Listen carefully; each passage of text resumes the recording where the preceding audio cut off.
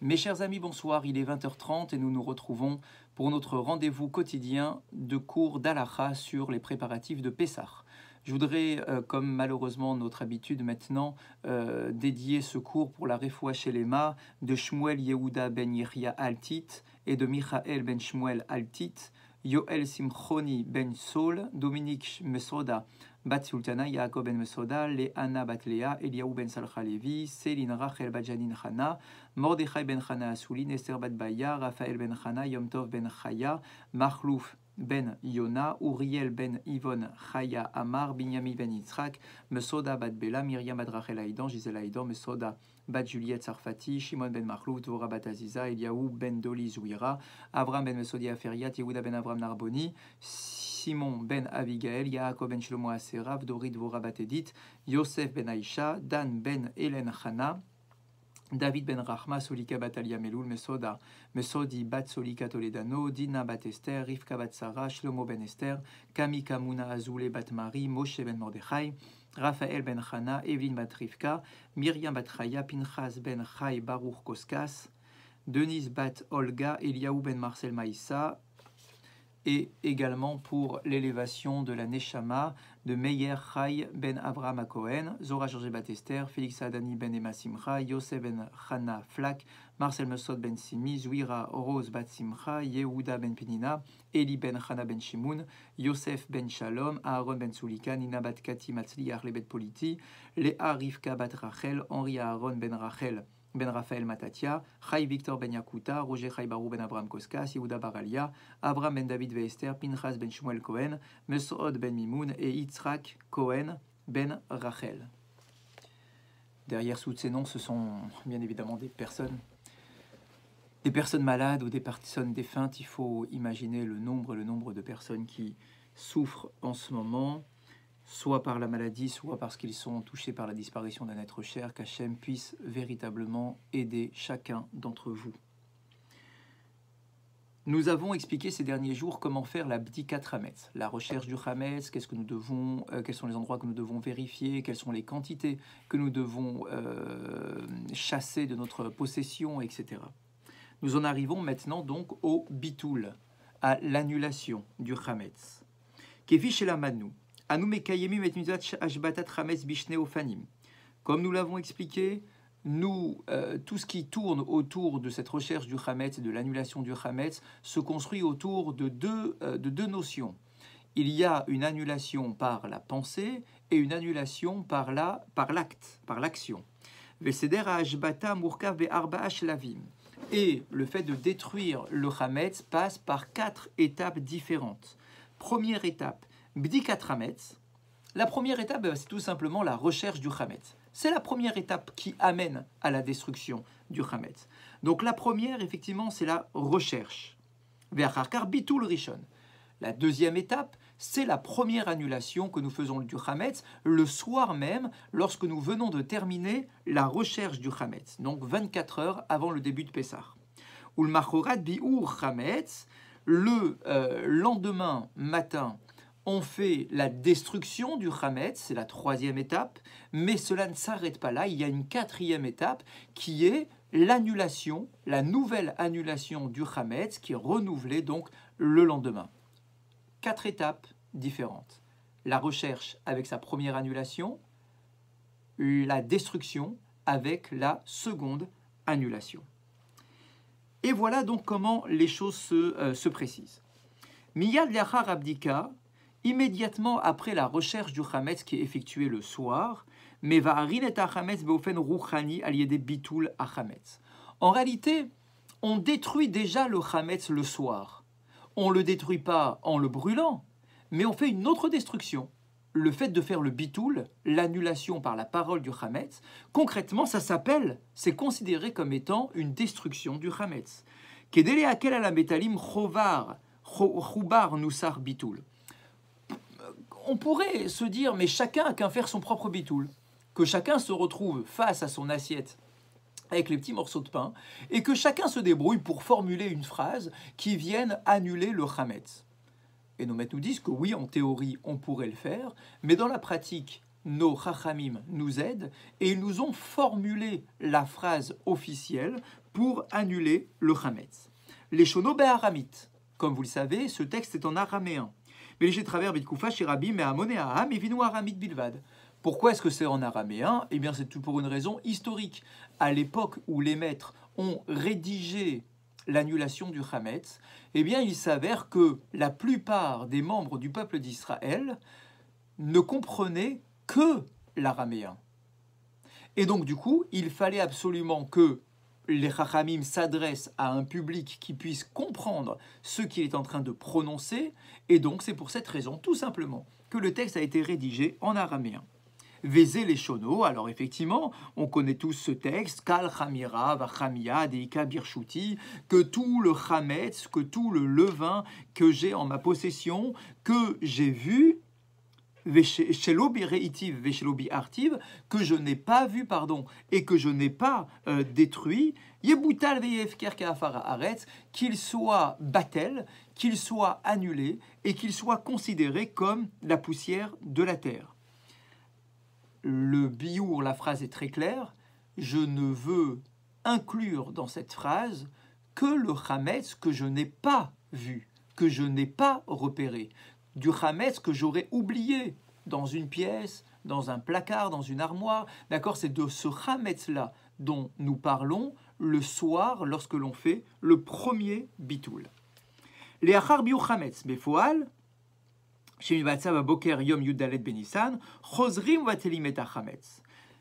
Le lendemain, lorsque l'on va faire la destruction du chametz, on fera à ce moment-là un autre bitoul.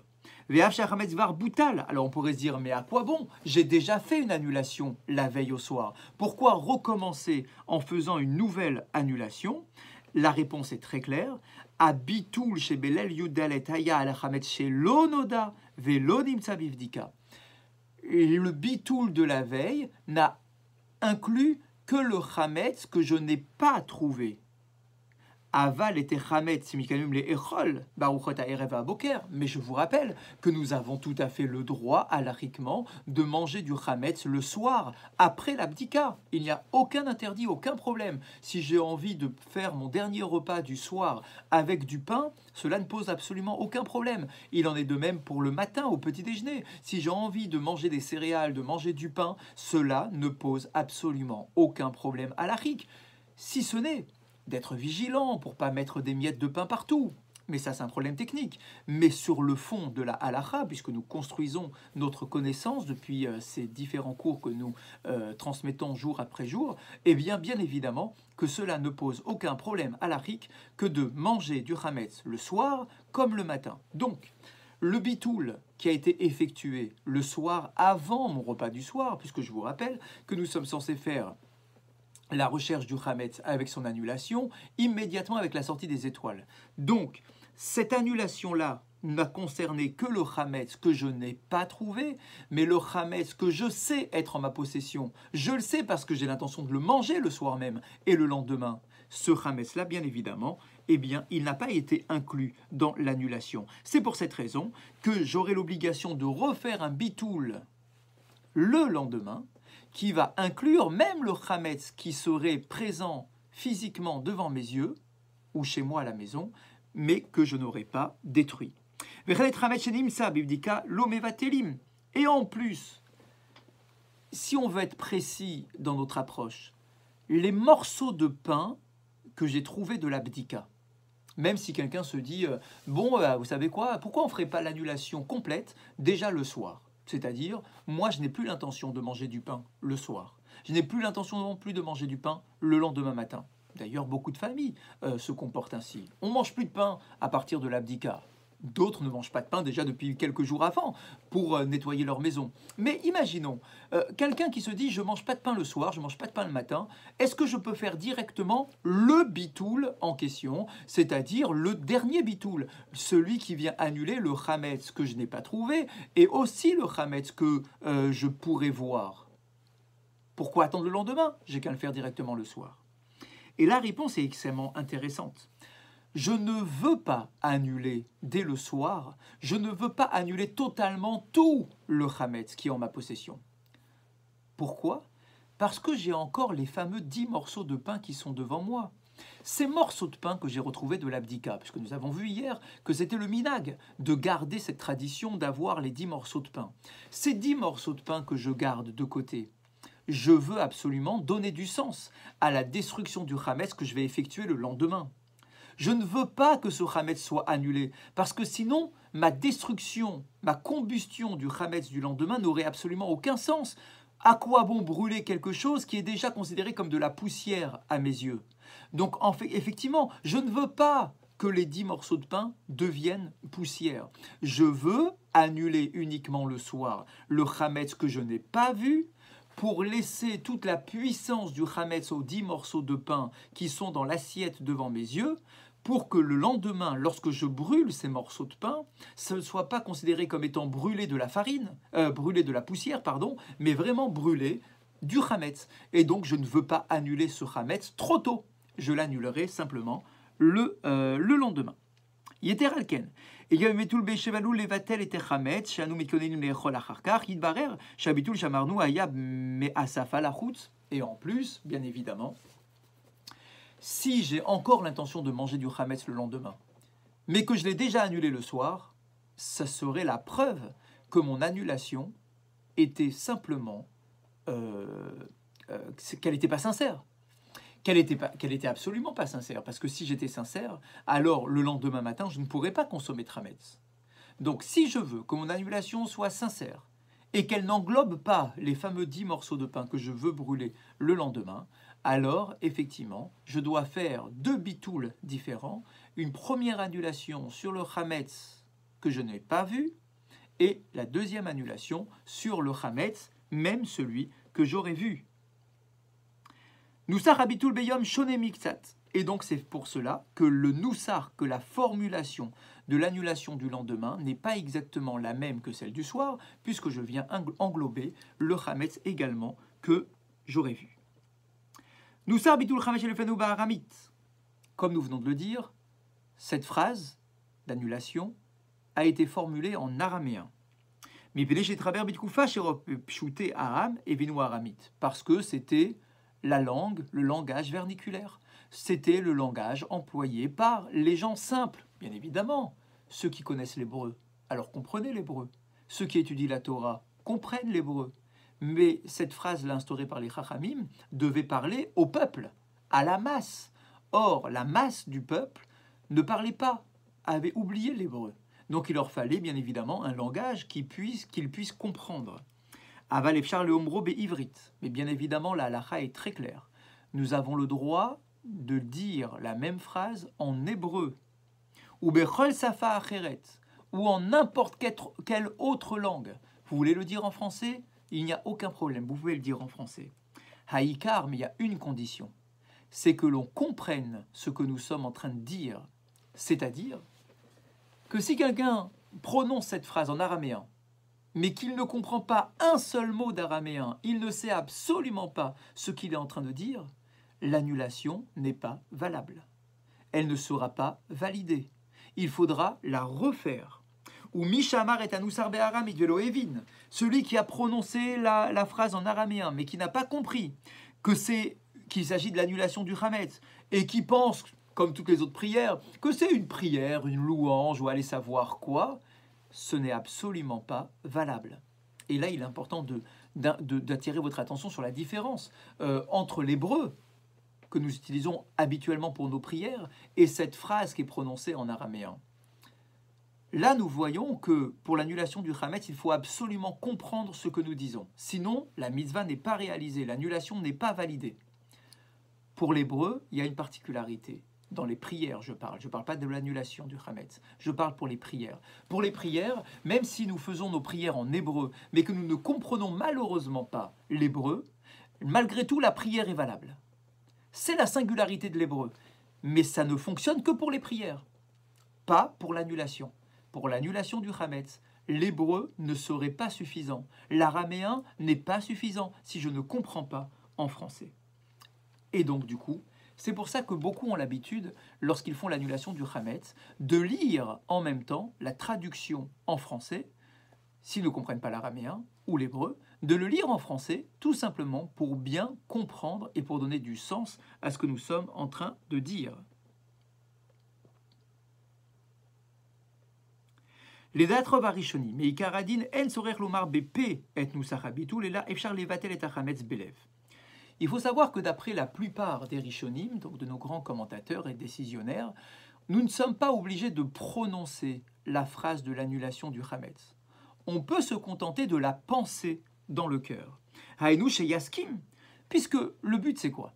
Le but c'est de considérer que notre Hametz soit considéré comme de la poussière. Je ne suis pas obligé de le dire pour le considérer.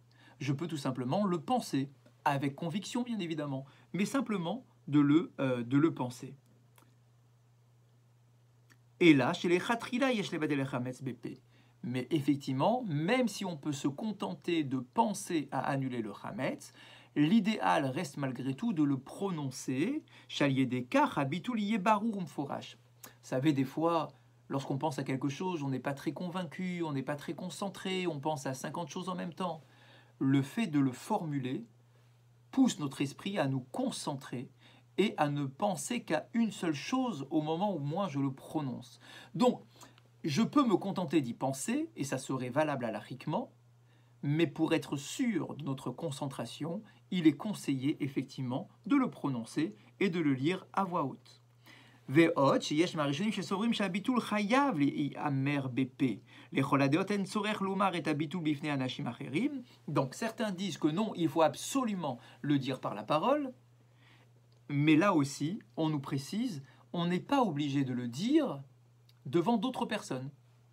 Le bitoul peut se faire seul. Cette année en particulier, nous serons confinés. Certaines personnes seront seules, malheureusement, le soir du Seder et 24 heures avant, au moment où on fera le bitoul, on peut faire le bitoul seul à la maison, en lisant la phrase à voix haute pour se concentrer, même s'il n'y a pas d'autres personnes avec nous, même s'il n'y a pas nos enfants à nos côtés ou nos parents à nos côtés, malgré tout, il faudra faire le bitoul, même si je suis seul. Habitul tsarich liot belev shalem. Ce qui compte, et vous l'avez compris dans ce bitoul, c'est qu'il soit prononcé belev shalem avec tout notre cœur, avec toute notre conviction, complètement. C'est-à-dire que l'on pense vraiment que le chametz, qui serait encore en ma possession, soit comme de la poussière. Et que même après Pessar, si jamais je trouve un paquet de gâteaux qui a un peu de valeur, ou bien que j'aime bien consommer, en me disant, bah tiens, Pessar est fini, maintenant j'ai trouvé un paquet de gâteaux, bah je vais le manger. Non, puisque le bitoul est passé par là, je dois vraiment être sincère avec moi-même. Je ne peux pas manger ce paquet de gâteaux même après Pessar, même si je ne l'ai pas caché volontairement, je l'ai trouvé par hasard après Pessar. Je ne pourrai pas le consommer parce que mon bitoul doit être sincère. Et si mon bitoul a été sincère, eh bien ce n'est plus un paquet de gâteaux maintenant qui est dans mes mains, c'est de la poussière qui est entre mes mains. Aval im bedato l'ishtamesh bechametz achar pesach en bitulo bitoul. Et pour preuve, si quelqu'un, quelque part dans sa tête, se dit « Si jamais je trouve un paquet de gâteaux ou un paquet de farine, je voudrais l'utiliser après Pessar », ça serait la preuve que son bitoul n'est absolument pas valable.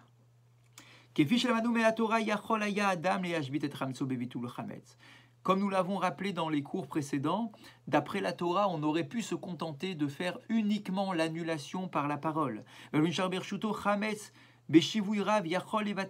Et que même si j'ai des tonnes de farine et de paquets de gâteaux chez moi et que je n'ai pas envie de me casser la tête à aller les chercher pour les jeter, d'après la Torah, le bitoul est suffisant, d'après la Torah. Et je ne transgresserai rien. Oulam chachamim chasheshu shema bitoul oye belev shalem. Mais lorsqu'on a beaucoup de quantité de chametz et que je me contente de faire le bitoul, nos chachamim nous disent peut-être que ce bitoul ne serait pas sincère, peut-être qu'il ne serait pas complet.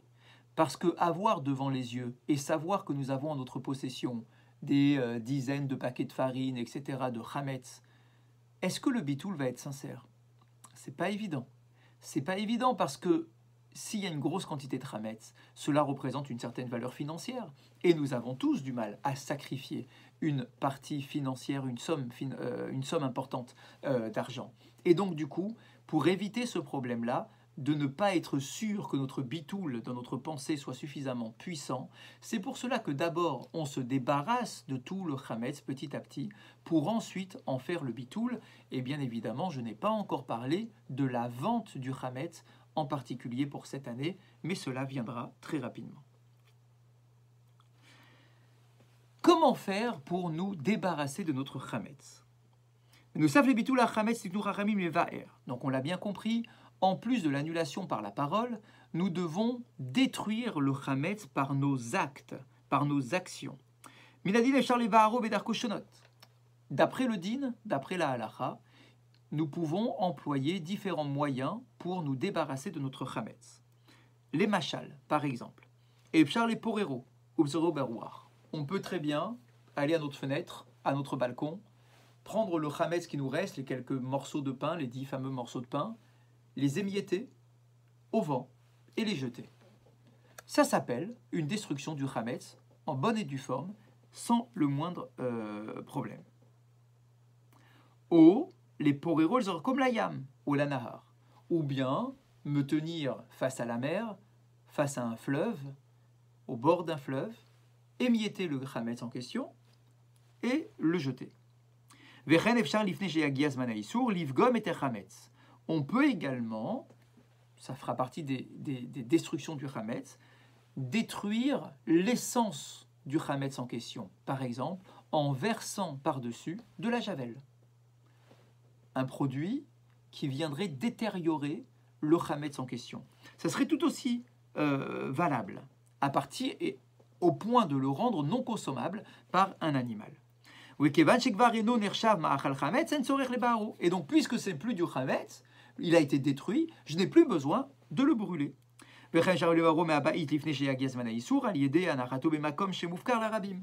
Je peux aussi, bien évidemment, le brûler, mais ça c'est évident.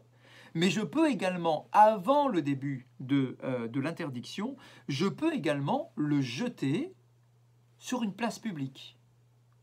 C'est-à-dire à un endroit qui est efker, qui n'appartient à personne, en tout cas qui ne m'appartient pas à moi. Au shlarto, les shirutim, je peux également le jeter dans des toilettes.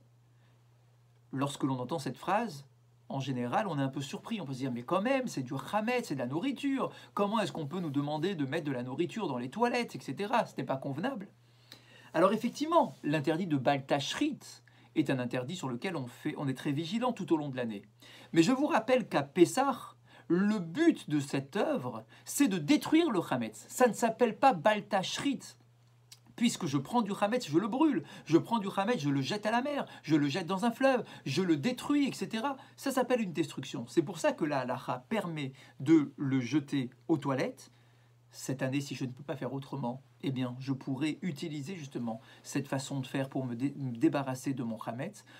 Maintenant, si effectivement le geste d'aller aux toilettes avec de la nourriture me gêne, alors il y a les autres solutions de l'émietter et de le jeter par la fenêtre, par exemple.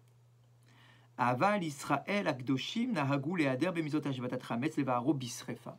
Et effectivement, malgré les différents moyens, le peuple d'Israël a pris l'habitude de brûler son chametz, mais ce n'est qu'une habitude. Si cette année, à cause du confinement, vous ne pouvez pas sortir de chez vous pour brûler le chametz à l'extérieur, ce n'est pas grave. Vous pouvez utiliser les autres moyens que nous avons évoqués pour vous débarrasser de ce chametz, en espérant, si Dieu veut, que l'année prochaine, on puisse reprendre nos habitudes traditionnelles et habituelles, en le brûlant, en venant à la synagogue ou ailleurs. Mais pour cette année, effectivement, on peut se contenter d'un autre moyen pour détruire le chametz. Pourquoi est-ce qu'on a pris tellement l'habitude de brûler le chametz? Parce que, on va dire, c'est la manière la plus extrême, la plus poussée d'une destruction. Une fois que c'est détruit, il n'y a plus que des cendres. Donc il n'y a plus du tout de chametz. C'est pour ça que c'est le feu qui a été choisi par nos différentes communautés pour détruire le chametz.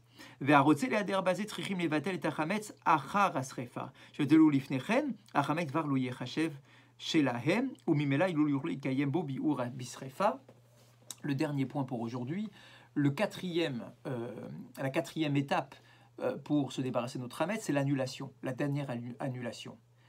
Je vous précise que l'annulation en question doit être prononcée après s'être débarrassé de son chametz.